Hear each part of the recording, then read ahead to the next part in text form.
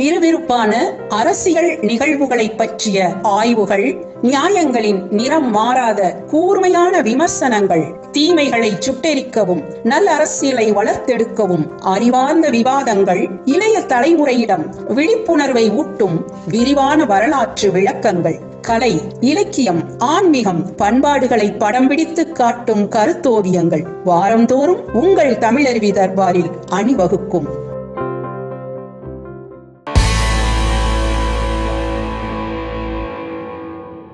தமிழருவி தர்பார் நேயர்களுக்கு வணக்கம். விடை தேடும் வினாக்கள் பகுதிக்கு உங்களை வரவேற்பதில் மகிழ்ச்சி அடைகின்றேன். இன்றைக்கும் ஆன்மீகம் சார்ந்த சில கேள்விகளோடு ஐயாவை நாம் சந்திக்கலாம். வணக்கம் ஐயா. வணக்கம் வாசுகி, நலமா இருக்கீங்களா? ரொம்ப நலமா இருக்கேன். நீங்க எப்படி இருக்கீங்க?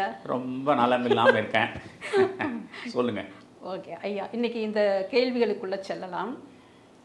இப்போ இயற்கை நமக்கு பல ஆற்றல்களை பல வடிவங்களில் கொடுத்து கொண்டே இருக்கிறது. அந்த ஆற்றலில் எந்தவித மாறுபாடுமே இல்லை. இப்போ அந்த ஆற்றல் மாறா கோட்பாடைத்தான் law of conversion of energy என்று சொல்கின்றோம். இப்போ இந்த உதாரணத்துக்கு சொல்லணும் அப்படின்னா, கடல், சூரியன், வெப்ப ஆற்றல், மின் ஆற்றல், காற்று, மழை, இவை எல்லாமே ஏற்கனவே இயற்கைக்குள் இருந்து கொண்டேதான் இருக்கிறது. இந்த ஆற்றலை நாம் ஆக்கவோ அழிக்கவோ முடியாது. சைவ சித்தாந்தம் சொல்லுகின்ற சர்க்காரியவாதத்தின் உள்ளது அழியாது, இல்லாதது தோன்றாது பற்றி நீங்கள் கொஞ்சம் விளக்கமாக கூற முடியுமா? மிக நல்ல கேள்வி வாசுகி. இது பொதுவாகவே சைவ சித்தாந்தம் பற்றி ஒவ்வொரு தமிழரும் தெளிவாக அறிந்து கொள்வது மிக முக்கியமானது என்று கருதுபவன் நான். காரணம், தமிழருக்கு உண்டான சமயமே சைவம்தான் தொடக்கத்தில். நீங்கள் வெள்ளையர் ஆதிக்கத்தின் போது ஜான் மார்ஷஸ் மொஹஞ்சோதரா, ஹரப்பா ஆகிய இடங்களில் அவர் அகழாய்வு நடத்தினார். இப்பொழுது கீழடியில் நடத்துகிறார் அல்லவா? அதுபோன்று ஜான் மார்ஷல் அகழாய்வு நடத்திய பொழுது தவக்கோல நிலையில் ஒரு முத்திரை கிடைத்தது. அந்த முத்திரை தவக்கோல நிலையில் இருப்பது சிவன் மாதிரி இருந்ததாக அனைவரும் குறிப்பிடுகிறார்கள். ஆக சிவன் தவநிலையில் இருந்தது போன்ற ஒரு யோக முத்திரை, யோக நிலையில் இருப்பது, அந்த யோக முத்திரை கிடைத்தது. அதனால் அந்த காலத்திலேயே சிவன் சார்ந்த வழிபாடு இருந்திருக்கிறது என்று அதன் மூலம் நிரூபணமாகி உள்ளது. இது ஏறக்குறைய 5000 ஆண்டுகளுக்கு முற்பட்டதாக சிந்து சமவெளி நாகரிகம் பற்றி குறிப்பிடுகிறோம். நீங்கள் சங்க இலக்கியங்களில் பார்த்தால் கூட சிவன் என்ற சொல்லை நீங்கள் பார்க்க முடியாது. சிவனுக்குரிய தொழில்களை பற்றி சங்க இலக்கியங்களில் நீங்கள் நிரம்ப பார்க்கலாம். ஆலமர் செல்வன் என்றே பேசுகிற சிவனை குறிக்கிற சொற்றொடர்களை எல்லாம் நீங்கள் பார்க்கலாம். ஆனால் சிவன் என்று ஒரு சொல்லை நீங்கள் சங்க இலக்கியங்களில் பார்க்க முடியாது. சங்க இலக்கியங்களுக்கு முற்பட்ட தமிழர் வாழ்வில் சமயம் என்ற ஒன்று இருந்ததற்கான அறிகுறியே இல்லை. சமயம் என்ற ஒரு நிலை, ஒரு வழிபாடு இருந்ததற்கான அறிகுறிகள் பரவலாக தெரியவில்லை. இந்த சங்க இலக்கியங்களுக்கு முற்பட்டதாகத்தான் நாம் தொல்காப்பியத்தை பார்க்கிறோம். ஏனென்றால் தமிழில் நமக்கு கிடைத்திருக்கின்ற முதல் நூல் தொல்காப்பியம். அது ஏறக்குறைய கிமு 400 தொல்காப்பியம் உருவெடுத்திருக்கலாம் என்பது போன்று அறிஞர் பெருமக்கள் ஒரு கால வரையறையை வழங்கியிருக்கிறார்கள். அப்படி பார்த்தால் 2400 ஆண்டுகளுக்கு முன்பே தமிழில் இருந்த நூலாக தொல்காப்பியம் பார்க்கப்படுகிறது. தொல்காப்பியத்தில் நீங்கள் கடவுள் என்ற ஒரு சொல் இருக்கிறது. கடவுள் என்ற சொல்லை நீங்கள் தொல்காப்பியத்தில் பார்க்க முடிகிறது. ஆனால் திருக்குறள் சங்கம் மருவிய காலத்தில் கிபி 2ஆம் நூற்றாண்டுக்கு பிற்பட்டது திருக்குறள். சங்கம் மருவிய காலத்தில் தோன்றிய திருக்குறளில் நீங்கள் கடவுள் என்ற ஒரு சொல் காணப்படவில்லை. தொல்காப்பியத்தில் கடவுள் என்ற சொல்லை நாம் பார்க்க முடிகிறது பொருளதிகாரத்தில். ஆனால் கடவுள் என்ற ஒரு சொல் வள்ளுவரில் நம்மால் காண முடியவில்லை. வழிபாடு, இறை வழிபாடு என்று பார்க்கிற பொழுது தொல்காப்பியத்தில் தெளிவாக நாம் பார்க்கிறோம். மாயோன் மேய காடுரை உலகம், சேயோன் மேய மைவரை உலகம், வேந்தன் மேய தீம்புணல் உலகம், வருணன் மேய பெருமணல் உலகம் என்று சொல்லி இதை முல்லை, குறிஞ்சி, மருதம், நெய்தல் என்ற முறையில் சொல்லப்படும் என்று அந்த சூத்திரமே தெளிவாக சொல்கிறது. அப்படி என்றால் மாயோன் என்கிற பொழுது அது திருமாலை குறிக்கிறது. மாயோன் மேய காடுரை உலகம், மேய என்றால் விரும்பும், திருமால் கண்ணன் விரும்பக்கூடிய காடுகள் அடர்ந்த முல்லை நிலம். அதற்கு பிறகு சேயோன் என்றால் முருகன், சேயோன் மேய மைவரை உலகம், மைவரை என்றால் மலை. எனவே முருகன் விரும்புகின்ற மலை சார்ந்த குறிஞ்சி நிலம். அதற்கு பிறகு வேந்தன் மேய தீம்புணல் உலகம், வேந்தன் என்றால் அங்கே இந்திரன், இந்திரன் விரும்புகின்ற நீர் நிறைந்த பகுதியாக இருக்கின்ற மருத நிலம். அதற்கு பிறகு வருணன் மேய பெருமணல் உலகம் என்றால் அது பெருமணல் உலகம் என்பது நெய்தல் நிலம், கடல் சார்ந்த இடம். அப்படி இந்த 4 வகையாக நிலங்கள் பிரிக்கப்பட்டு அந்த 4 நிலங்களும் யார் யாருடைய வழிபாட்டிற்கு உரியதாக அன்று இருந்தன என்பதையெல்லாம் தொல்காப்பியத்தில் நாம் பார்க்க முடிகிறது. ஆனால் தொல்காப்பியத்தில் சிவன் என்ற ஒரு சொல்லை நம்மால் பார்க்க முடியாது. அதே மாதிரி தொல்காப்பியத்தில் கடவுள் என்ற சொல் இருக்கிறது. ஆனால் மதம் என்ற ஒரு சொல்லை நீங்கள் தொல்காப்பியத்தில் பார்க்க முடியாது. சங்க இலக்கியங்களிலேயே நீங்கள் பார்த்தால் மதம் என்ற சொல்லோ சமயம் என்ற சொல்லோ கிடையாது. சங்க இலக்கியங்களில் பிற்பட்டதாக கருதப்படுகிற காப்பியங்கள் தான் சிலப்பதிகாரம், மணிமேகலை. மணிமேகலையில் தான் முதலாக சமய கணக்கர் என்ற சொற்றொடரை நாம் சந்திக்கிறோம்.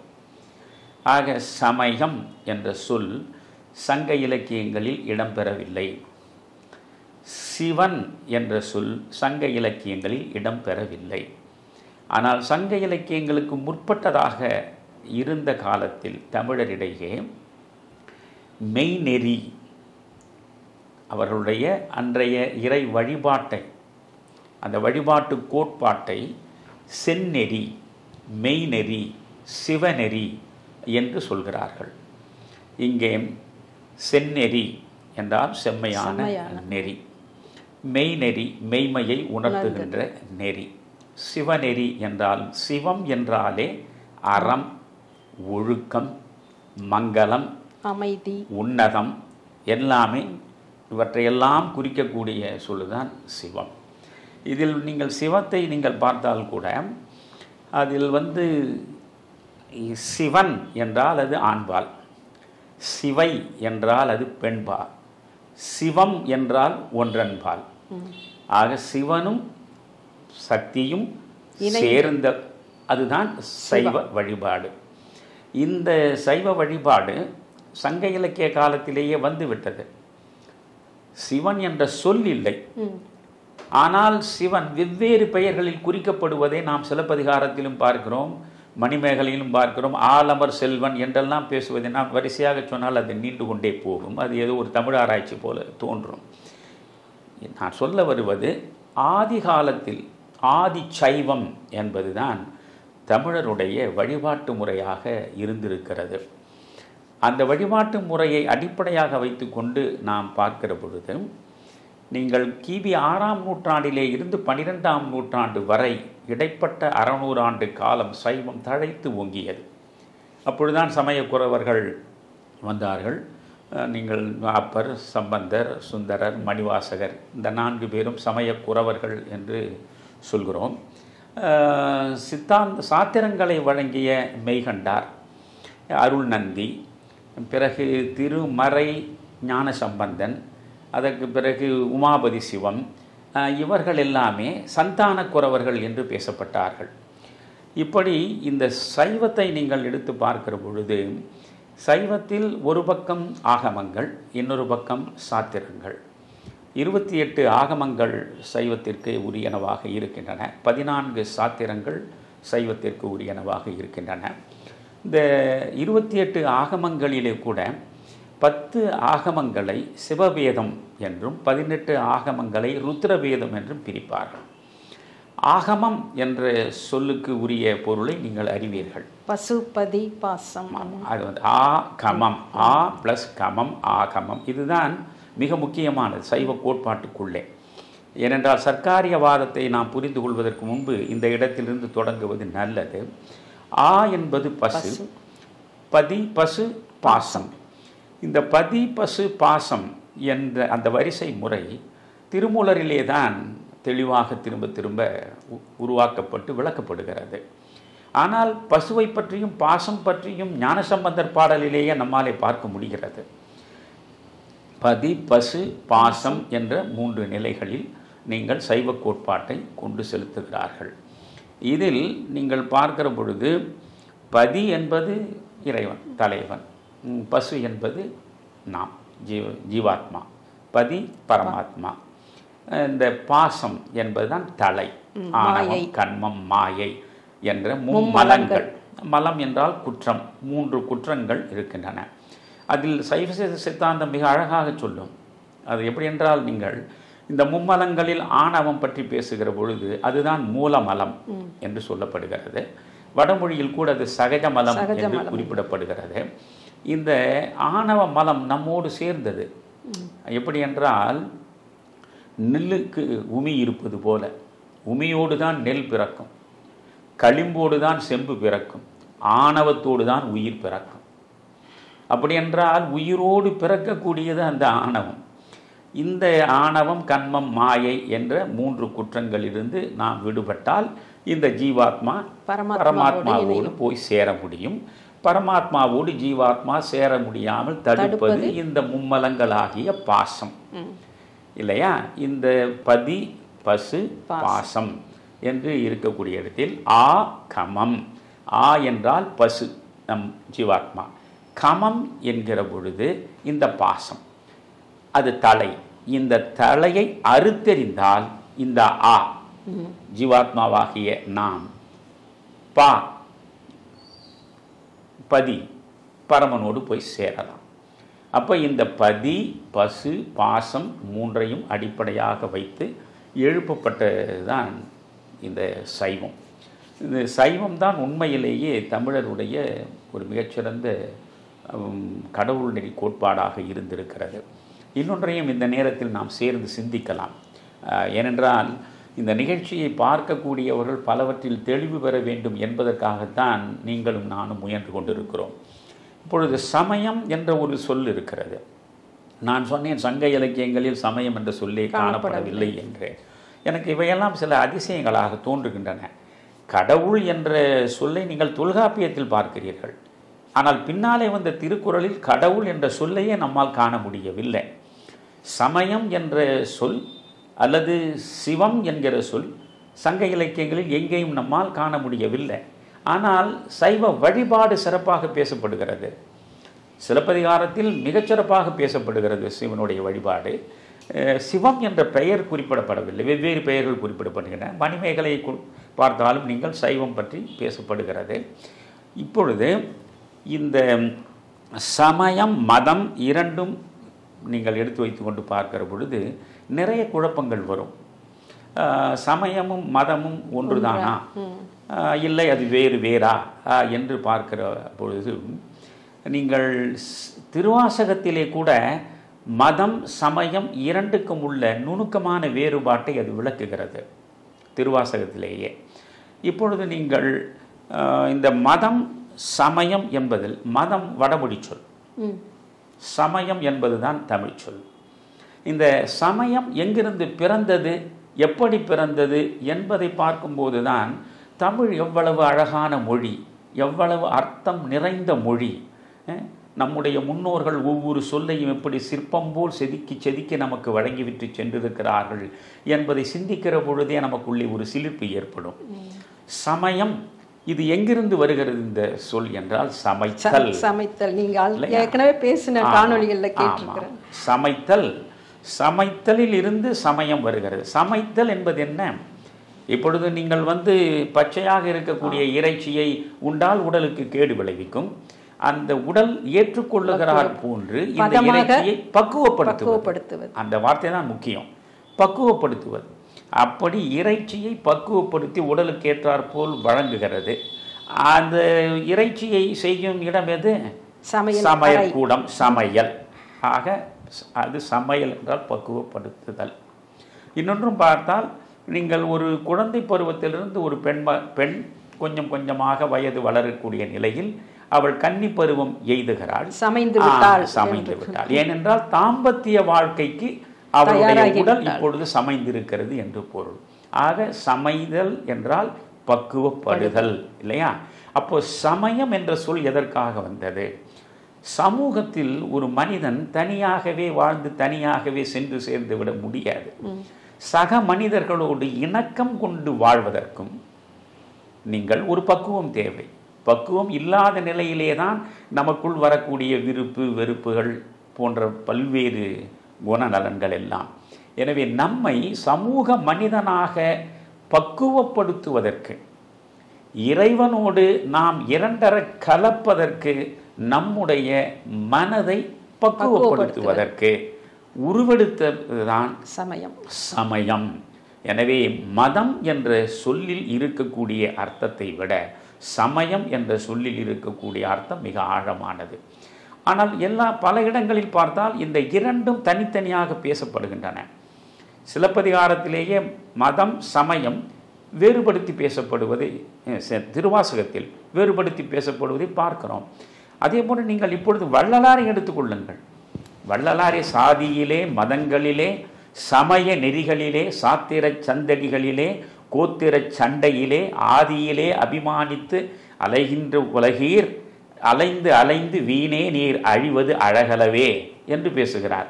அங்கே சாதியிலே, மதங்களிலே, சமய நெறிகளிலே, இப்போ மதம் வேற சமயம் வேறு என்பது போல அங்கே பிரிக்கப்படுகிறது.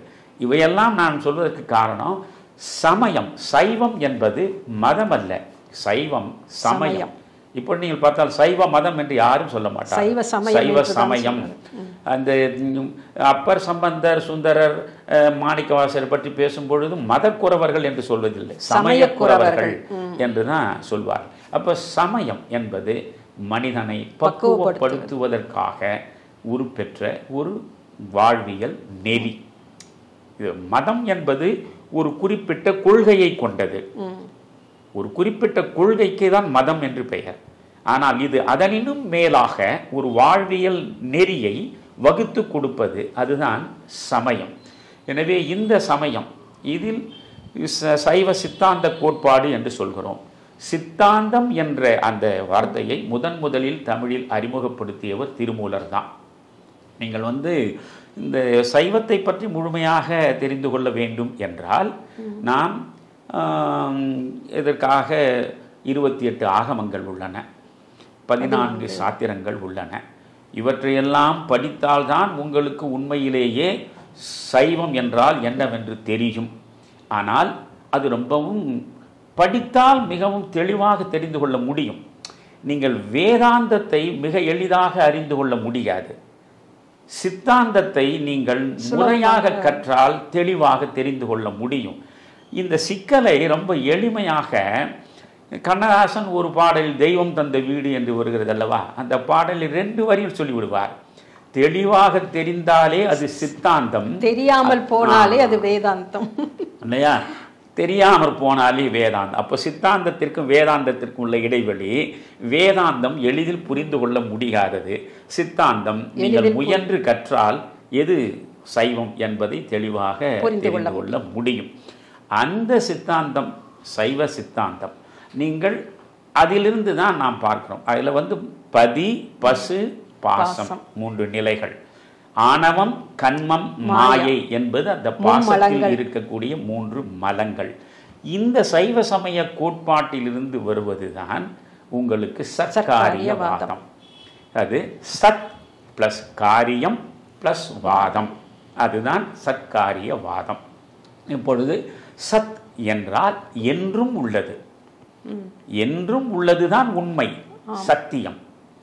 நீங்க உண்மை என்பது மாறாமல் இருப்பது. இப்ப பாத்தீங்கன்னா தத்துவம்னு சொல்றோம். தத்துவம் என்பதை நீங்கள் பிரித்தால் தத்துவம் என்றுதான் வரும். தத் என்றால் அது.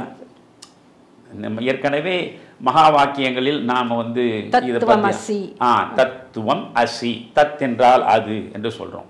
இப்ப தத் என்பது அது, தத் பிளஸ் துவம் என்றால் அது அதுவாகவே இருக்கிறது.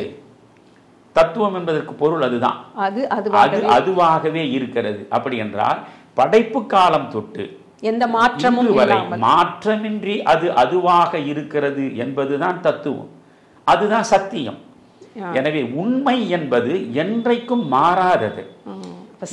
சைவ சித்தாந்தத்தின் தத்துவமே பூதம் ஐந்தும் தானாகவே புவனம் ஆனது அப்படின்னு தானே சொல்றேன். ரொம்ப அழகா சொன்னீங்க. அது அங்க மிக முக்கியமாக புரிந்து கொள்ள வேண்டிய ஒன்று இருக்கிறது. இப்பொழுது நீங்கள் வேதாந்தத்தை நீங்கள் எடுத்துக்கொண்டால் வேதாந்தங்கள் உபநிடதங்களின் இருந்து பிறந்தது தான். வேதங்கள் உபநிடதங்களிலிருந்து வெளிப்பட்டது தான் வேதாந்தம். இப்போ வேதாந்தம் என்ன சொல்கிறது? பிரம்மம் ஒன்றுதான் மெய், மற்றவை அனைத்தும் மாயை. புரிகிறதா? பிரம்மம் தான் ஒன்று, அந்த பிரம்மம் தான் அனைத்தையும் படைக்கிறது. அந்த பிரம்மத்திலிருந்து வருவது பிரம்மத்திற்குள்ளேயே ஒடுங்கி விடுகிறது. தோற்றமும் பிரம்மத்திலிருந்து, ஒடுக்கமும் பிரம்மத்தில் தான். எனவே சகலமும் பிரம்மம் என்று பேசுவது தான் உங்களுக்கு வேதாந்தம். ஆனால் அதிலிருந்து முற்றிலும் மாறுபடுவது தான் சைவ சித்தாந்தம். அதுதான் தமிழர் நெறி என்று சொன்னேன். சைவ சித்தாந்தம் என்ன சொல்கிறது என்றால், இறைவனால் உலகம் படைக்கப்பட்டது, இறைவனால் உயிர்கள் படைக்கப்பட்டன என்று சைவ சித்தாந்தம் பேசுவதில்லை. பொதுவாகவே நாம் மதங்கள் எந்த மதத்தை எடுத்துக்கொண்டாலும் இறைவனால் உயிர்கள் படைக்கப்பட்டன, இறைவனால் உலகம் படைக்கப்பட்டது என்றுதான் பேசுவோம். வேதாந்தமும் அப்படித்தான் பேசும். ஆனால் சைவ சித்தாந்தம் எவ்வளவு தெளிவாக சொல்கிறது என்றால், இறைவனால் உயிர்கள் படைக்கப்படவில்லை, இறைவனால் உலகம் படைக்கப்படவில்லை. இறைவன் இருக்கிற பொழுதே உயிர்களும் இருந்தன, உலகமும் இருந்தது. அதனால தான் திருமூலர் மிக தெளிவாக சொல்வார், பதி பசு பாசம் அனாதி என்கிறார். பதி மட்டும் அனாதி அல்ல, என்று பதி பிறந்தார் அல்லது என்று இறைவன் தோன்றினார் என்று நீங்கள் சொல்லி அந்த இறைவனிடமிருந்து இந்த உயிர்களும் உலகமும் படைக்கப்பட்டன என்பது அல்ல. இறைவன் எவ்வளவு அனாதியோ, எவ்வளவு தொன்மையானவனோ அவ்வளவு தூரம் உயிர்களும் தொன்மையானவை, இந்த உலகமும் தொன்மையானது. இதுதான் சைவ சித்தாந்த கோட்பாட்டினுடைய மிக முக்கியமான அம்சம். புரிகிறதா? இறைவனால் உலகம் படைக்கப்படவில்லை, இறைவனால் உயிர்கள் படைக்கப்படவில்லை. உயிர்கள் செய்யக்கூடிய வினைகளுக்கு ஏற்ற நிலையை அடைகின்றன. ஆனால் அந்த வினைகளை செய்கின்ற உயிர்கள் அவற்றிற்குரிய விளைவுகளை தானாக அடைவதில்லை. ஏனென்றால் இது சடமாக இருப்பது, இதை இயக்குவது இறைவன். புரியுறதா உங்களுக்கு? அந்த இறைவனைத்தான் நம்ம ஆன்மா என்று கூட. ஆன்மா அது இப்ப நீங்க வேதாந்தத்துக்கு போறீங்க, இப்ப வேதாந்தத்துக்கு போறீங்க, இங்க சொல்றது இந்த உயிர்கள், இந்த உலகம் எல்லாமே இருக்குன்னா, கடோபநிடதம் என்ன சொல்கிறதுனா, நமக்குள்ள ரெண்டு பேர் இருக்காங்க, ஒன்னு ஜீவன், ஒன்னு ஆன்மா அப்படிங்கிறது. ஜீவன்கிறது இன்ப துன்பங்களை அனுபவிப்பவன், ஆன்மா இதையெல்லாம் சாட்சியாக பார்த்து கொண்டிருப்பவன். ஜீவனுக்குள் மாற்றங்கள் இருந்தாலும் ஆன்மா என்றும் மாறாமல் இருக்கிறதுன்னு ஒரு தத்துவம் சொல்லுது. அதுதான் வேதாந்தம். நீங்கள் அதுதான் இறைவன் தான் ஆன்மாவாக அனைத்து உயிர்களையும் அடித்தளமே உங்களுக்கு. ஏனென்றால் கேட்பவர்கள் ரொம்ப குழம்பி போகிறார்கள். வேதாந்தத்தின் அடித்தளமே பிரம்மம். பிரம்மம் என்பது உங்களுக்குள் இருக்கிற ஆன்மா. புரிகிறதா? அதனால்தான் ஆன்மா அழிவற்றது. இந்த பிரம்மம் என்பது வெளியே இல்லை, உங்களுக்குள்ளேயே இருக்கிறது. 4 மகா வாக்கியங்களில் பார்த்தாலும் நீங்கள் பிரம்மம் உங்களுக்குள்ளே தான் இருக்கிறது. இப்பொழுது நீங்க அகம் பிரம்மாஸ்மி என்று வேத மகா வாக்கியம் சொன்னாலும் அது நீங்க தான் பிரம்மம். தத்துவமசி என்று சொன்னாலும் நீயே அது, நீ தான் கடவுள். அது மாதிரி அயம் ஆத்மா பிரம்மா என்பதும் அதர்வண வேதத்துடைய மகா வாக்கியம். இது எல்லாமே நீங்கள் வந்து பிரம்மத்துக்குள்ள, பிரம்மத்திலிருந்து தோன்றி பிரம்மத்துக்குள் ஒடுங்குவது. பிரம்மம் ஒன்று தான் மெய்யானது, மற்றவை அனைத்தும் வந்து நிலையற்றவை, அனைத்தும் மாயை என்று சொல்வது. இங்கே நான் சைவ சித்தாந்தத்தில் குறிப்பிடுகிற மிக முக்கியமான அம்சம், இறைவனால் உயிர்கள் படைக்கப்படவில்லை, இறைவனால் உலகம் படைக்கப்படவில்லை. எப்பொழுது இறைவன் அனாதி என்றால் இந்த உயிர்களும் அனாதி, இந்த உலகமும் அனாதி, எப்பொழுதும் இருந்து கொண்டே இருக்கின்றன, தொன்று தொட்டு இருந்து கொண்டே இருக்கின்றன. ஏன் இதை சொல்கிறது என்றால் இதுதான் சர்க்காரியவாதம். ஏன்னா உள்ளது அழியாது, இல்லது தோன்றாது. நீங்க வந்து இந்த மூன்றுமே இருக்கக்கூடியவை. ஆனால் நேற்றும் இறைவன் இருந்தான், இன்றும் இருக்கிறான், நாளையும் இருப்பான். நேற்றும் உலகம் இருந்தது, இன்றும் இருக்கிறது, நாளையும் இருக்கும். நேற்றும் உயிர்கள் இருந்தன, இன்றும் இருக்கின்றன, நாளையும் இருக்கும். இந்த உள்ளது அழியாது, அழிவே கிடையாது. இவற்றிற்கு மாறும், வடிவங்கள் மாறும். இப்பொழுது நீங்கள் பாருங்க, இப்போ இது புத்த சமயத்திலேயே இதற்கான விளக்கங்கள்லாம் உண்டு. இப்போ வடிவம் மாறும். இப்போ வந்து ஒரு மரம் இருக்கிறது, மரம் எரிந்தால் என்ன ஆகிறது? கரியாகிறது. அது வந்து வேறு வடிவம் பெற்று விடுகிறது. கரி வந்து பிறகு என்ன ஆகிறது? எரிந்தால் அல்லது கரிந்தால் சாம்பல் ஆகிறது. வெவ்வேறு வடிவங்களை பெற்றுக்கொண்டே இருக்கிறது, மூலம் ஒன்றாக இருக்கிறது. அது அழிவது கிடையாது. அதனாலதான் உள்ளது அழியாது, இல்லது தோன்றாது. இப்போ அதுக்கு உதாரணம் பார்த்தீங்கன்னா முயற்கொம்பு அப்படின்னு ஒண்ணு சொல்லுவோம். இப்ப தமிழ்ல அதை வந்து இல் பொருள் உவமைன்னு சொல்றது, இல்லாத ஒரு பொருளை உவமையாக சொல்வது. இப்ப சாதாரண சொல்லுவாங்க, இதெல்லாம் என்ன குதிரை கொம்பு முயற் கொம்புன்னு. குதிரைக்கு கொம்பும் கிடையாது, முயலுக்கு கொம்பும் கிடையாது. ஆனால் இது பார்த்தீங்கன்னா முயற்கொம்பு என்று பேசுக, முயல் என்பது உள்ளது, கொம்பு என்பது உள்ளது, முயற்கொம்பு என்பதுதான் இல்லாதது. புரியுதுங்களா? ரொம்ப அற்புதமான விளக்கம். அவ்வளவுதான். அப்போ முயல் இருக்கிறது, கொம்பு இருக்கிறது, அதனால நீங்க முயல் இருக்கிறதுன்னு பேசலாம், கொம்பு இருக்கிறது பேசலாம். முயற் கொம்பு என்பது நீங்க இல்லாத ஒன்றை நீங்கள் எப்படி உருவாக்க முடியும்? எந்த விஞ்ஞானத்தினாலும் முயற் கொம்புவை நீங்கள் கொண்டு வர முடியாது. விஞ்ஞானம் ஒன்று புரிந்து கொள்ளுங்கள், புதிதாக ஒன்றை உருவாக்காது, இருக்கக்கூடியவற்றில் அது புதிதாக கண்டுபிடிக்குமே தவிர அதுவே புதிதாக ஒரு மரத்தை ஒரு விஞ்ஞானத்தால் உருவாக்க முடியுமா? நிலவில் கால் வைக்கக்கூடிய அளவுக்கு அறிவியல் வளர்ந்து இருக்கிறது என்று நாம் பேசுகிறோமே, ஒரு மரத்தை விஞ்ஞானத்தை உருவாக்க சொல்லுங்க, ஒரு செடியை விஞ்ஞானத்தால் உருவாக்க சொல்லுங்கள். ஏற்கனவே இருக்கக்கூடியதிலிருந்து ஒன்றை உருவாக்குவதுதான் விஞ்ஞானமே தவிர விஞ்ஞானம் என்பது இல்லாத ஒன்றை புதிதாக கண்டுபிடிப்பது இல்லை. அப்போ சைவ சித்தாந்த கோட்பாடும் இந்த அறிவியலுக்கு இடையே எவ்வளவு பெரிய இணக்கம் இருக்கிறதுன்னு பாருங்க. உள்ளது அழியாது, இல்லாதது தோன்றாது. இதற்கு பெயர் தான் சர்க்காரியவாதம். சத் என்ற அழிவற்றது உண்மை, காரியம் என்றால் செயற்படுவது, வாதம் என்கிற போது கோட்பாடு. நிலைத்திருக்கக்கூடிய உண்மை, அழிவற்று செயற்படுகின்ற கோட்பாடு, அதை பற்றி பேசுவதுதான் இந்த சர்க்காரியவாதம். இதற்கு காரணம் சொல்லணும்னா, இப்போ உலகம் இருக்கிறது, இப்போ உலகம் வந்து செயற்பட்டு கொண்டிருக்கிறது, ஒரு காலத்தில் செயற்படாமலும் இருந்திருக்கிறது.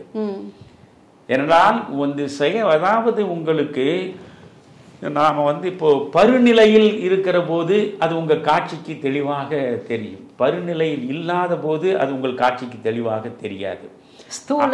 ஆமா, ஸ்தூலம் சூட்சுமம் அப்படின்னு சொல்றோம் இல்லைங்களா, அதுதான். இப்போ வந்து இந்த உலகம் ஏற்கனவே ஒரு காலத்தில் செயற்படாமல் இருந்திருக்கலாம், இப்பொழுது செயற்படுகிறது. அது ஒரு காலத்தில் செயற்படாமல் இருந்ததனாலேயே அது இல்லாதது என்று சொல்ல முடியாது.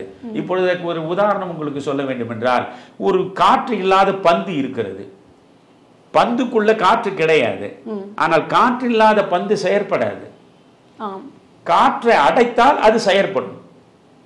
காற்றை அடைத்தால் செயற்படுகிற பந்து காற்று இல்லாத போது செயற்படவில்லை என்பதனாலேயே பந்து இல்லை என்று நீங்கள் சொல்ல முடியுமா? பந்து இருக்கிறது, ஆனால் காற்று இல்லாததால் செயற்படவில்லை, காற்று இருக்கிற போது செயற்படுகிறது. அதனால உலகம் ஒரு காலத்தில் செயற்படாதது போன்று தோற்றம் தந்திருக்கலாம், இப்பொழுது அது செயற்படுவது போல உங்களுக்கு தெரியலாம். ஆனால் உலகம் என்பது எப்பொழுதுமே அழிவற்றதாக நிலையாக இருக்கிறது. உயிர்கள் தொன்று தொட்டு அவை பிறந்து கொண்டே இருக்கின்றன. பிறப்பும் இறப்புமாக மாறி மாறி அவை சென்று கொண்டிருக்கின்றன. அதனால் இறைவன், உலகம், உயிர்கள் ஒன்றினால் ஒன்று தோன்றியதில்லை. மூன்றுமே அனாதியானவை. இவை மூன்றும் அனாதியானவை, அழிவற்றவை. காரணம், இவை உள்ளவை. உள்ளது அழியாது, இல்லாதது தோன்றாது என்பதுதான் சர்க்காரியவாதம். எனக்கு ஒரு சின்ன சந்தேகம் ஐயா, அது எப்படி, அது வேதாந்தத்தின் அடிப்படையில் நான் கேட்கிறேன். இப்போ உபநிடதங்கள் கூட சில கருத்துக்களை சொல்கிறது. உதாரணத்திற்கு ஈசாவாஸ்யம் எடுத்துக்கொள்ளலாம். ஈசாவாஸ்யம் இதம் சர்வம் என்கிறது. இறைவன் தான் எங்குமே வியாபித்திருக்கின்றான். அந்த இறை சக்தி தான் ஆன்மாவாக சைத்தன்யமாக இயங்கிக் கொண்டு இருக்கிறது என்றும் சொல்கிறார்கள் இல்லையா? அப்படி என்றால் நீங்கள் சொல்கிற இந்த சர்க்காரியவாதத்தின் தத்துவமும் இந்த ஈசாவாஸ்யம் சொல்வதும் இணைகின்றதா? இல்லை. அதாவது நீங்கள் ஈசாவாசியம் என்பது உபநிடதங்களில் ஒரு குறிப்பிடத்தக்க உபநிடதம். நான் தான் தெளிவாக சொன்னேன், எந்த உபநிடதமாக இருந்தாலும் வேதங்களினுடைய சாறு தான் உபநிடதங்கள். உபநிடதங்களினுடைய சாறு தான் பகவத்கீதை. அதனால தான் உங்களுக்கு பார்த்தீங்கன்னா உபநிடதங்களை பசுவாகவும் அந்த பசுவினுடைய பாலாகவும் பகவத்கீதையை சொல்வாங்க. ஒன்றின் சாரத்தை அப்படியே கொண்டு வேதங்களின் சாறு உபநிடதங்களில் இறக்கப்பட்டிருக்கிறது. உபநிடதங்களின் சாறு பகவத்கீதையாக பரிணமித்திருக்கிறது. இதில் என்ன அடிப்படை தான் நான் சொல்கிறேன் உங்களுக்கு. நீங்கள் இறைவனால் படைக்கப்பட்டது உயிரும் உலகமும் என்று பேசுவது தான் வேதாந்தம். சித்தாந்தத்துக்கும் இதுதான் முக்கியமான வேறுபாடு. இறைவன் தான் மூலம், இறைவன் தான் பிரம்மம். அந்த பிரம்மம் தான் அனைத்தையும் படைக்கிறது. படைத்தவை அனைத்தும் ஒரு கட்டத்தில் அழிந்து மறைந்து மீண்டும் பிரம்மத்தில் ஒடுங்கி விடுகிறது. ஆக பிரம்மம் ஒன்றுதான் நிலையானது, பிரம்மம் ஒன்றுதான் உண்மையானது, மற்றவை அனைத்தும் மாயை என்று பேசுவது. ஆனால் சைவ சித்தாந்தம் அப்படி இல்லை. புரியுதுங்களா? இறைவன், உயிர்கள், உலகம் மூன்றுமே அனாதியானவை, ஒன்றினால் ஒன்று உருவாக்கப்பட்டது அல்ல. நீங்கள் சைவ சித்தாந்த கோட்பாட்டுக்குள்ள நாம போகணும்னா நிறைய, அது ஒரு கடல். நான் இதை பற்றியே கொஞ்சம் பேசுவோமே. நமக்கு முக்கியமாக தெளிவுபடுத்துவது தானே தவிர எல்லாவற்றையும் பரபரப்பாக பேச வேண்டிய அவசியம் இல்லை. இப்போ நீங்கள் சைவ சித்தாந்த கடலுக்குள்ளே போகிறதுன்னு சொன்னீங்கன்னா, நீங்கள் 28 ஆகமங்கள்னு இருக்கு. ஆகமங்கள் 28 இருந்தாலும் தலையாயது திருமந்திரம் தான். திருமந்திரத்தை தான் நீங்கள் மூலமாக வைத்துக்கொண்டு பார்க்க வேண்டும். சைவ சமய கோட்பாட்டை நீங்கள் சரியாக புரிந்து கொள்ள திருமூலரிடம் தான் நீங்கள் போக வேண்டும். இது 28 ஆகமங்கள் இருக்கின்றன, 14 சாத்திரங்கள் இருக்கின்றன. இந்த சாத்திரங்களில் மெய்கண்டார் உடைய சிவஞான போதம் அதுதான் மிக முக்கியமானது. 12 சூத்திரங்கள் தான், 12 சூத்திரங்கள் தான் சிவஞான போதத்தில் இருக்குது. அப்படின்னா அவ்வளவுதானா அப்படின்னு நம்ம நினச்சி உள்ளே போகலாம். இப்போ நீங்கள் சிவஞான போதம் நீங்கள் உள்ளே நுழைங்க. இப்போ அவன், அவள், அது, இதுதான் உலகம்னு ஒன்று சொல்லும்போது அவன், அவள், அது, இந்த மூன்றுக்குள்ளே மொத்தமும் ஒடுங்கி விடுகிறது. இதற்குள்ள எத்தனை விளக்கங்கள், வியாக்கியானங்கள் என்று தொடர்ந்து போய்கொண்டே இருக்கும். ஆனால் நான் என்ன சொல்கிறேன், இப்போ இவ்வளவு தூரம் நம்முடைய நேயர்கள் பார்த்து கேட்டு முடிந்த வரையில் குழம்பி இருப்பார்கள். ஆனால் எந்த குழப்பமும் இல்லாமல் இருப்பதற்கு நான் ஒரு விளக்கம் சொல்றேன். சொல்லுங்க. இப்போ இத்தனை 28 ஆகமங்களையும் முழுமையாக வாசித்து 14 சாத்திரங்களையும் தெளிவாக வாசித்து அதற்கு பிறகுதான் சைவத்தை நாம் சரியாக புரிந்து கொள்ள முடியுமா, சிவத்தை அணுக முடியுமா என்ற ஒரு கேள்வி ஒரு பக்கம் வைத்துக் கொண்டால் தேவையில்லை என்கிறேன் நான். இப்போ நான் இதெல்லாம் முடிந்தவரை படித்திருக்கிறேன், ஆனால் நான் இது தேவையில்லை என்கிறேன். திருமூலன் தான் நான் சொன்னேன். 28 ஆகமங்கள்லேயே முதன்மையானது நீங்கள் திருமந்திரம் தான் சொன்னேன். திருமந்திரம் தான் சொல்லுதே அன்பும் சிவமும். சொல்லுங்க. அன்பும் சிவமும் இரண்டென்பார் அறிவிலார், அன்பே சிவமாவது ஆறும் அறிகிறார், அன்பே சிவமாவது ஆறும் அறிந்த பின் அன்பே சிவமாய் அமர்ந்திருப்பாரே. இதற்கு மேல உங்களுக்கு என்ன வேணும்? உங்களை நீ 14 சாத்திரங்களை படி, 28 ஆகமங்களை படின்னு திருமூலர் சொல்லல. திருமூலர் என்ன சொல்றாரு? அன்பும் சிவமும் இரண்டென்பர் அறிவிலார். அறிவற்றவர்கள் தான் அன்பு வேறு சிவம் வேறு என்று சொல்வார்கள். அன்பும் சிவமும் ஒன்றென்று அறிகிறார். அன்பும் சிவமும் ஒண்ணுதான் தெரிஞ்சு போச்சுன்னா அன்பே சிவமாய் நீ மாறிடுற. சிவம் என்பது என்ன? இறைவன்னா இறைவனாக நீயே மாறுற. அப்ப இறைநிலையை நீ அடைவதற்கு உன்னிடம் தேவைப்படுவது எது? அன்பு ஒன்றுதான். இதற்கு நீங்கள் பெரிய புராணத்திற்குள்ள நீங்கள் 63 நாயன்மார்களை படித்தாலும் இந்த திருமூலருடைய இந்த சொற்றொட இந்த 4 வரிக்கு மிக நெருக்கமாக நிற்பது கண்ணப்ப நாயனாருடைய புராணம். இப்ப வேடன் கண்ணப்பன் அவன் என்ன செய்யறான்? அவன் கானகத்தில் தனியாக இருக்கக்கூடிய ஒரு சிவலிங்கத்தை பார்க்கிறான். அவன் ஐயோ, இங்கே இப்படி விலங்குகள் சூழ்ந்திருக்கக்கூடிய இந்த மோசமான அடர்ந்த காட்டில் தனியாக இந்த மனிதன் உட்கார்ந்து கொண்டிருக்கிறானே என்று அவன் உள்ளம் பரிதவிக்கிறது. அப்படி பரிதவிக்கிற பொழுது அவனுக்கு சரி, இவனுக்கு உணவு எங்கிருந்து கிடைக்கும், இவன் எப்படி பசி ஆறுவான் என்றெல்லாம் சிந்திக்கிற பொழுது அவன் போறான். அது பெரிய கதை. அவன் போய் பன்றியை கொன்று நல்ல இறைச்சியை எடுத்து அந்த இறைச்சியில் எந்த பக்கம் சுவையானது என்று வாயில் அவன் பார்த்து சுவைத்து சிறந்த மாமிச பகுதிகளை ஒன்றாக கொண்டு அவன் இறைவனுக்கு படைக்கிறான். அப்ப இறைவனுக்கு அபிஷேகம் செய்ய வேண்டுமே, அதற்காக அந்த காட்டில் பாயக்கூடிய ஆற்றுக்கு சென்று ஆற்றில் உள்ள தண்ணீரை வாயிலை ஏற்று அதை கொண்டு சிவன் தலை மீது கொப்பளிக்கிறான். இவ்வளவு செய்யத்தகாதவை என்று நாம் சொல்கிறோம். ஆகம விதிகளின்படி இவையெல்லாம் செய்யலாமா? ஆனால் இவற்றையெல்லாம் அவன் செய்கிறான். அவன் செய்த பிறகு இவனுடைய அன்பை பரிசோதிப்பதற்காக இறைவனுடைய கண்ணிலே இருந்த ரத்தம் வழிகிறது. உடனே என்ன செய்கிறான்? தன்னுடைய கண்ணையே பெயர்த்து அந்த இடத்தில் ஆப்புகிறான். அப்போ இரண்டாவது கண்ணிலும் தன் ரத்தம் வருகிற நிலை வந்ததும் இரண்டாவது கண்ணையும் அவன் எடுக்க முயலும் போதுதான் கண்ணப்ப நில் என்று இறைவனே தோன்றுகிறான். இது நடந்தது மொத்தமே 6 நாள்ல தான். 6 நாட்கள்ல கண்ணப்பனுக்கு இறைவன் தரிசனத்தை தந்து விடுகிறான்.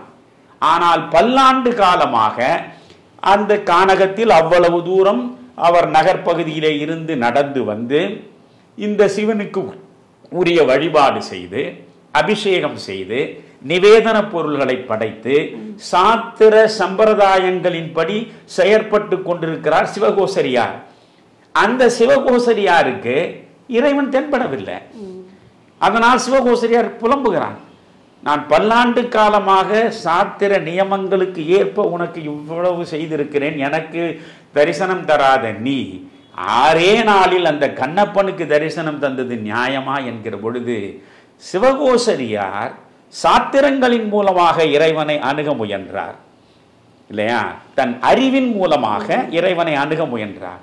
ஆனால் கண்ணப்பன் தன்னுடைய அன்பின் மூலமாக அடைந்தான். சிவகோசரியார் சிவனுக்கு வழிபாடு நடத்துவதன் மூலம் நாம் இறைநிலையை அடையலாம் என்ற புரிதலோடு செய்கிறான். புரியலாம். இந்த பிறவி பிணியிலிருந்து விடுபடலாம் என்ற நினைப்போடு செய்கிறான். அவனுக்கு ஒரு நோக்கம் இருக்கிறது. ஆனால் கண்ணப்பனுக்கு இப்படி செய்வதனால் நாம் பிறவி பிணியிலிருந்து விடுபடுவோம், நாம் இறைவனோடு ஒரு 2.5 கலப்போம் என்றெல்லாம் தெரியாது. அவனை முழுக்க முழுக்க அறியாமையில் இருப்பவன், ஆனால் அன்பு நிறைந்தவன். இறைவனை நீங்கள் நெருங்க வேண்டும் என்றால் அறிவோடு நெருங்க முடியாது, அன்போடு தான் நெருங்க முடியும். அப்போ அன்புதான் சிவம் என்கிற பொழுது இந்த சாத்திரங்களை பற்றி நீங்கள் அதிகமாக கவலைப்பட வேண்டியது இல்லை. இந்த நேரத்தில் ஒரு சம்பவத்தை உங்களுக்கு சொல்றேன். ஒரு 10 ஆண்டுகளுக்கு முன்பு மலேசியா போயிருந்தேன். மலேசியாவில் ஒரு சிவன் கோயிலில் அன்றைக்கு சிவராத்திரி. ஐயா, நீங்கள் சிவன் கோயிலில் நீங்கள் பேச வேண்டும் அப்படி அவர்கள் சொன்னார்கள். சரி, அவர்கள் வேண்டுகோளை ஏற்று நான் சென்றேன். அந்த சிவாச்சாரியார்கள் எல்லாம் ரொம்ப பெரிதாக என்னை வரவேற்று அவர்கள் எனக்கு மிகப்பெரிய மதிப்பை கொடுத்து என்னை பேசுவதற்கு அவர்கள் சொன்னார்கள். ஏராளமான மக்கள் கூடியிருந்தார்கள். நான் பேசத் தொடங்கினேன். நான் பேசுகிற பொழுது இந்த 14 சாத்திரங்கள் 28 ஆகமங்கள் பற்றியெல்லாம் ஒரு சொல்லிவிட்டு, இறைவனை வழிபட வேண்டும் என்றால் நீங்கள் இத்தனை சாத்திரங்களையும் படித்து இத்தனை ஆகமங்களையும் அறிந்துதான் வழிபட வேண்டும் என்ற அவசியம் இல்லை. நீங்கள் கண்ணப்பனை மனதில் வைத்துக் கொள்ளுங்கள். அன்பு ஒன்று போதும். அறிவை கொண்டு ஆண்டவனை அணுகவே முடியாது. ஆண்டவனை அணுகுவதற்கு மிகப்பெரிய தடையே அறிவுதான். ஞானத்தை பெறுவதற்கு மிகப்பெரிய தடையே அறிவுதான். நீங்கள் அறிவாளியாக இருக்கிற வரையில் ஒரு நாளும் ஞானியாக முடியாது. புரியுதுங்களா? இப்போ அதுக்காக நான் இன்னொன்னு சொல்றேன் உங்களுக்கு. அழுக்கு தீருவதற்காகத்தான் சோப்பு போடுறோம். இப்போ நீங்க அறிவை நாம் எதற்கு பெறுகிறோம்? அறியாமையிலிருந்து விடுபடுவதற்காக தேடி தேடி படித்து படித்து பலவற்றை அறிந்து அறிவை பெறுகிறோம். ஆனால் ஞானம் என்பது என்ன தெரியுமா? நீங்கள் தேடி தேடி அடைந்த அறிவை முற்றாக விலக்கிவிட்ட நிலையிலே தான் ஞானம் பிறக்கும். உடலில் படிந்திருக்கின்ற அழுக்கை அகற்றுவதற்காகத்தான் சோப்பை பயன்படுத்துகிறோம்.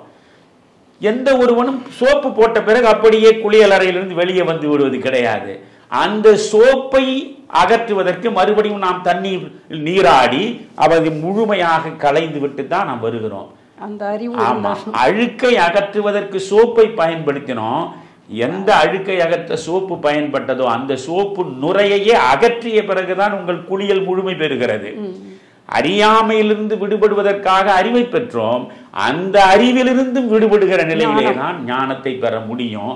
இந்த ஞானம் இப்படியெல்லாம் படித்து பார்க்காமலேயே அன்பின் வயப்பட்ட நிலையில் இறைவனிடம் கொண்டு சேர்க்கும் என்பதுதான் கண்ணப்ப நாயனார் சொன்னது. எனவே 28 ஆகமங்களையும் நீங்கள் படியுங்கள், 14 சாத்திரங்களையும் படியுங்கள். அதற்கு பிறகு சைவத்தை அறிந்து கொள்ளுங்கள், பிறகு நீங்கள் சிவ வழிபாட்டில் ஈடுபடுங்கள் என்றெல்லாம் சொல்லி நம்முடைய நண்பர்களை நான் குழப்பவில்லை. ஆனால் இவற்றை புரிந்து கொள்ள வேண்டும். காரணம், தமிழர் சமயம் என்பது சைவம் தான் தொடக்கத்தில். எனவே ஒரு தமிழன் என்றால் அவன் ஆதி சைவம் எங்கிருந்து பிறந்து எப்படி வளர்ந்து வந்தது, அந்த கோட்பாட்டை நாம் தெளிவாக தெரிந்து கொள்வதற்கு முயல வேண்டும் என்பதற்காகத்தான் இவ்வளவு நேரம். ரொம்ப அருமையான விளக்கம் ஐயா. ஆனா என்னை போல கொஞ்சம் உங்கள் அளவுக்கு பரந்த ஞானம் இல்லாதவர்கள் எப்படி நான் எடுத்துக்கொண்டேன்னா, இந்த சர்க்காரியவாதம் என்பது நீங்க ஏற்கனவே உயிர், உலகம், இறைவன் எல்லாம் அனாதிதான் சொன்னீங்க. புதிதாக எதுவும் தோன்றவில்லை.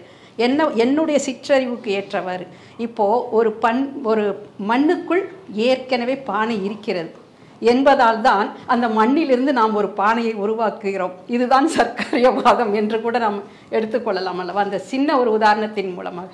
இல்ல, மண்ணிலிருந்து பானை உருவாகிறது என்று நீங்க சொல்ற போது மண்ணில் இருந்து பானை உருவாகிறதுன்னு சொல்றீங்க. கவனிங்களா? இறைவனில் இருந்து உயிர்கள் உருவாகவில்லை. மண்ணுக்குள் ஏற்கனவே பானை இருக்கிறது. இறைவனுக்குள்ளேயே உயிர்கள் இருப்பதாக சைவம் சொல்வதில்லை. ஓகே, அடிப்படையை புரிந்து கொள்ளுங்க. மண்ணிலிருந்து பானை உருவாகிறது, புரிகிறதா? அந்த பானை பிறகு மண்ணுக்குள்ளேயே போய் சேருகிறது என்பதுதான் வேதாந்தம். அதான் அந்த ஒரு எனக்கு ஒரு சின்ன ஒரு இது நீங்க மண் வேறு பானை வேறுன்னு சொல்றது விளக்கமா புரிய வச்சுட்டீங்க. ஆமா, 3 நிலைதான்: இறைவன், உயிர்கள், உலகம். இறைவன் எப்படி ஒரு தனி இதுவோ தொடக்கத்திலிருந்து, அப்படித்தான் உயிரும் தனி, உலகம் தனி. இதனால் இது உருவாக்கப்பட்டது, இதனால் இது உருவாக்கப்பட்டது, இதனால் இது அழிக்கப்பட்டது என்பதெல்லாம் கிடையாது. ரொம்ப நன்றி ஐயா, ரொம்ப அருமையான விளக்கங்கள் கொடுத்திருக்கீங்க. இந்த சைவ சித்தாந்தத்தை பற்றி இன்னும் அதிகமாக தெரிந்து கொள்ள வேண்டும் என்ற ஆவலையும் நேயர்களுக்கு தூண்டி இருக்கும் என்று நினைக்கிறேன். நிச்சயமாக அப்படி தூண்ட வேண்டும் என்பதுதான் நம்முடைய நோக்கம்.